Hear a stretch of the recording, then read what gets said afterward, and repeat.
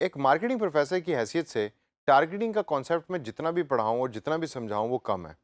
एक अच्छे मार्केटिंग वाले की हमेशा निशानी ये होती है कि वो सबसे ज़्यादा टाइम अपनी टारगेटिंग पे लगाता है। अगर आपने अपनी ऑडियंस यानी कि यूज़र की टारगेटिंग अच्छी कर ली है, तो बाकी तो कुछ नहीं रह गया सिवाय सॉफ्टवेयर के ऊपर बटन्स के ऊपर क्लिक करने के। और वो चूँकि आजकल के दौर में सॉफ्टवेयर्स वैसे ही बहुत आसान हो गए हैं, तो सॉफ्टवेयर सीखना कोई बहुत बड़ी बात नहीं है। तो सॉफ्टवेयर को यूज़ करने से पहले जो कॉन्सेप्ट और थ्योरी टारगेटिंग की है, उसको समझना बहुत ज़रूरी है। अब फेसबुक के अंदर आपने बड़ी डिटेल के अंदर टारगेटिंग की और आई एम श्योर कि अब आप उसके अंदर यूज़ भी कर रहे होंगे टारगेटिंग के कॉन्सेप्ट को और डिफरेंट ऑप्शंस के साथ प्ले अराउंड भी कर रहे होंगे क्योंकि टारगेटिंग का डायरेक्ट जो ताल्लुक है वो आपकी ऐड की परफॉर्मेंस के साथ हो रहा होता है, यानी इश्तिहार की परफॉर्मेंस के साथ। सॉफ्टवेयर को शुरू करने से पहले हम ज़रा थोड़ा-सा देखते हैं कि टारगेटिंग इतनी ज़रूरी है क्यों गूगल पर्सपेक्टिव में। सबसे पहली जो चीज़ और सबसे पहली रीज़न जिसकी वजह से आपको टारगेटिंग को समझने की ज़रूरत है, वो ये है कि ये आपको अलाउ करती है स्पेसिफिक मैसेज देने के लिए। यानी कि आपने एक ऐड बनानी है जो कराची स्पेसिफिक लोगों के लिए है, सिर्फ़ कराची की लोकेशन के लिए है। तो आपको गूगल अलाउ करता है और टारगेटिंग को यूज़ करके आप अपना मैसेज सिर्फ़ कराची के लोगों तक पहुँचा सकते हैं। इसी तरीके से आपकी कोई ऐड है जो किसी और एरिया के लोगों के लिए अगर आप बाहर के किसी मुल्क के क्लाइंट के लिए काम करें तो हो सकता है कि आपको अमेरिकन किसी शहर के लिए ऐड बनानी पड़े तो आपके पास ये ऑप्शन है। आप उस शहर को देखें और उस शहर को स्पेसिफिक ज़हन में रख के मैसेज वो बनाएं जो उस शहर के लोग पढ़ना और देखना पसंद करते हैं। तो ये ऑप्शन और ये फ़ायदा टारगेटिंग आपको देता है। अब अगली जो रीज़न टारगेटिंग या अगला इंपॉर्टेंट पॉइंट जो टारगेटिंग यूज़ करने के लिए इस्तेमाल होता है वो है कि you can actually make tailored ads, यानी कि जो एडवर्टाइजमेंट आप बना रहे हैं उसको आप स्पेसिफिक कर सकते हैं उस लोकेशन के लोगों को जहन में रखकर। एक तो आपने मैसेज को स्पेसिफिक कर दिया, दूसरा उस एड्स की ओवरऑल कंस्ट्रक्शन को भी आप स्पेसिफिक कर सकते हैं, टेलर कर सकते हैं। उस फॉर एग्जांपल मैं अगर आपको एग्जांपल दूं कि आपकी एक ऐड चल रही है केपीके में और सिमिलर ऐड आपकी चल रही है पंजाब के अंदर, तो हो सकता है कि केपीके वाली ऐड के अंदर आप चाहें कि आप यूज़ करें पश्तो और कैरेक्टर फ़र्क हों। जबकि जो पंजाब में आपकी ऐड चल रही है उसके अंदर कैरेक्टर्स भी फ़र्क हों और उसके ऊपर जो लैंग्वेज लिखी हुई है वो भी हो सकता है कि वो फ़र्क हो, या इंग्लिश ही आप दोनों एड्स के अंदर यूज़ कर लें। तो ये भी ऑप्शन जो है वो टारगेटिंग के थ्रू आपको मिल रही होती है कि आप बड़ा स्पेसिफिक मैसेज भी दे सकते हैं और एड्स को भी टेलर कर सकते हैं उस लोकेशन के मुताबिक। अच्छी टारगेटिंग हमेशा आपके पैसे बचाती है। ये अपने पल्ले बांध लो दोस्तों और अपने ज़हन में बिठा लो। अगर आपकी टारगेटिंग की स्किल्स अच्छी हैं तो आपके बहुत पैसे बचेंगे। अगर आपकी टारगेटिंग स्किल्स अच्छी नहीं है और आपने उसकी तरफ तवज्जो ही नहीं दी और ये कहा कि जी ये तो मार्केटिंग वालों का काम है, पता नहीं क्या बोलते रहते हैं, चले जाते हैं, हम तो कंप्यूटर सॉफ्टवेयर्स को, कंप्यूटर स्किल्स को जानते हैं और उसी के थ्रू सारी की सारी जो परफॉर्मेंस है वो मेजर हो रही होती है, ये गलत है। टारगेटिंग आप अच्छी करें, you will save a lot of money because आपने रिसर्च के थ्रू टारगेटिंग की होगी, आपका मैसेज स्पेसिफिक उस बंदे तक पहुंच रहा होगा जिस बंदे तक आप पहुंचाना चाहते हैं। इसकी वजह से आपके पैसे भी बच रहे होंगे, क्लिक थ्रू रेट भी बेहतर होगा, जो हमारा अगला पॉइंट है। यानी कि आपका मैसेज स्पेसिफिक था, टेलर्ड था और वो उस बंदे तक पहुंच गया कि जो क्लिक करना चाहता है उस स्पेसिफिक पोजीशन पे। तो क्लिक बिलिटी या क्लिक थ्रू रेट जो है वो ज़्यादा हो जाएगा और आपको ज़्यादा क्लिक्स मिलेंगे कम कॉस्ट के अंदर। तो ये भी एक बहुत बड़ा फ़ायदा है टारगेटिंग का। और लास्ट पॉइंट है क्रिटिकल इनसाइट्स का। आपको टारगेटिंग के कॉन्सेप्ट को यूज़ करने के बाद ये देखेंगे कि एक लोकेशन पे रहने वाले लोगों का बेतहाशा डाटा रिसीव हो रहा है, जिसकी बेस के ऊपर आप अपनी अगली कैंपेन्स भी डिसाइड कर सकते हैं। तो दोस्तों ये तो वो थी रीजंस की जिसकी वजह से टारगेटिंग आपको बड़ी केयरफुली सिलेक्ट करने की ज़रूरत है। अब आइए ज़रा सॉफ्टवेयर पे चलते हैं और चल के देखते हैं कि टारगेटिंग दर हकीकत होती किस तरीके से है गूगल के प्लेटफॉर्म पर। अब चूंकि कैंपेन हम डिज़ाइन कर रहे हैं तो कैंपेन डिज़ाइनिंग के दौरान ये लोकेशन वाला जो स्टेप है, ये है वो स्टेप के जिसके अंदर आप सेलेक्ट करते हैं कि कौन सी लोकेशन में आपने टारगेट करना है लोगों को।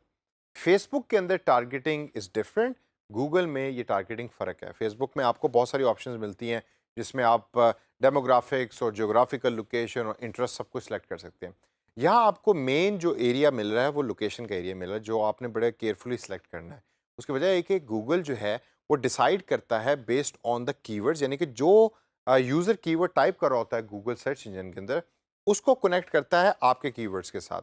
इस तरीके से फाइंड आउट करता है कि किसको ऐड दिखानी है और किसको नहीं दिखानी, जबकि फेसबुक में ये नहीं हो रहा होता। तो आइए ज़रा लोकेशन पे नज़र डालते हैं और देखते हैं कि इसमें कौन-कौन सी ऑप्शंस गूगल हमें प्रोवाइड करता है और किस तरह उसको सेलेक्ट करना है। लोकेशन की टैब के अंदर हमारे पास मेन 2 ऑप्शंस टॉप पे दी हुई हैं। पहली ऑप्शन है ऑल कंट्रीज़ एंड टेरिटरीज़, मतलब ये है कि अगर आप ऐसी टेक्स्ट ऐड या सर्च ऐड चलाना चाह रहे हैं कि जिसका टारगेट और उसकी रीच तमाम ममालिक हों, तो you will select this option. मैं आपको ये सजेस्ट कभी भी नहीं करूँगा। आप हमेशा फोकस्ड ऐड बना रहे होते हैं, सर्च एड्स जिसका ताल्लुक तमाम मुल्कों से नहीं होता, तो इस वजह से इस ऑप्शन को सिर्फ उस टाइम सेलेक्ट करें जब आपकी ऐड फोकस करती है तमाम ममालिक के ऊपर। दूसरी ऑप्शन है ऑल सिटीज़ या ऑल लोकेशंस इन पाकिस्तान। ये आप सेलेक्ट कर सकते हैं अगर आपकी पाकिस्तान वाइड कैंपेन है।